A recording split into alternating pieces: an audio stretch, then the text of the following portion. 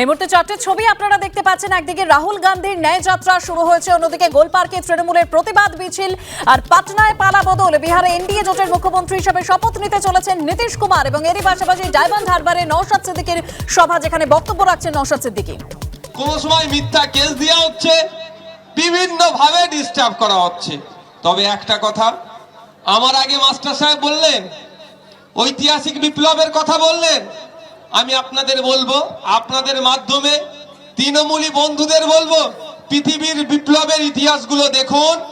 ধমকে চমকে সেনা দিয়ে, পুলিশ দিয়ে, গুন্ডা দিয়ে বিপ্লবকে আটকানো যায়নি।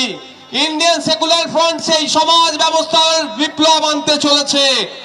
দূষণ মুক্ত সমাজ ব্যবস্থা চাই, শোষণ মুক্ত সমাজ ব্যবস্থা চাই, এর বিপ্লব আনতে চলেছে। এই গুন্ডা মস্তান ধমকে চমকে আইএসএফ এর লড়াইকে আটকে রাখতে পারবে না।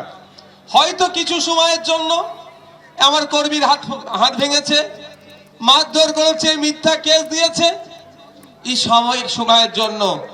আমরা আমাদের লক্ষ্যে অবিচল, আমরা আমাদের লক্ষ্যে পৌঁছাবো। সমাজকে দুর্নীতি মুক্ত করব।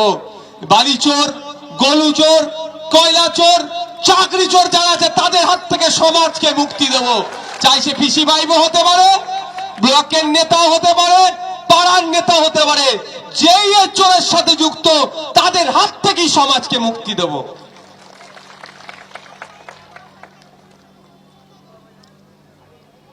তার হাত থেকে সমাজকে মুক্তি দেবো। আমরা এখানে আজ কি লক্ষ্যে নিয়ে এসেছি, আজকে প্রোগ্রাম আমাদের কি আছে? কেন্দ্রের যে বিজেপি সরকার আছে তার যে সাম্প্রদায়িক রাজনীতির বিরোধিতা করে, এবং আমাদের রাজ্যে যে তৃণমূল কংগ্রেসের সরকার চলছে তার দুর্নীতি, অপশাসন এবং বিরোধী কণ্ঠকে যে রোধ করার চেষ্টা চলছে, এর বিরুদ্ধে আমাদের জনসভা। আমি ধন্যবাদ জানাই, এত মানুষ উপস্থিত হয়েছেন এত ভয়কে উপেক্ষা করে। অবাক লাগছে, কোথায় ফোন করতে গেলে অমুককে বলতে হবে, কোথায় ফোন করতে গেলে তামুককে জানাতে হবে। সময় ঘনিয়ে এসেছে, অপেক্ষা করুন। আমরা ভুলে যাচ্ছি না এই ডায়মন্ড হারবারের কথা, স্পেশাল ইকোনমিক জোন ফলতার কথা। সেখানে এক তৃণমূলের বড় নেতা আছে, স্পেশাল ইকোনমিক জোনটাকে শেষ করে দিচ্ছে। আর মমতা ব্যানার্জি কালীঘাটে বড় বড় কথা বলছে। আমাদের বড় ভাইজান মনে আছে ব্রিগেডের জনসভা থেকে বলেছিলেন তৃণমূল। দীপক হালদার, এই যে পান্নালাল হালদারের আগে যে বিধায়ক ছিল, সেই বিধায়ক কোথায় এখন? একে ভেঙে চুরমার করে দিয়েছে, তাদের মাইককে ভেঙে দিয়েছে। প্রশাসনকে আমরা বারবার ফোন করেছিলাম ওই অন দ্য স্পট থেকে, কিন্তু প্রশাসন আমাদের ফোন ধরেনি। আজ পর্যন্ত সেই মাইক আমরা উদ্ধার করতে, আমরা শুধরে দেবো।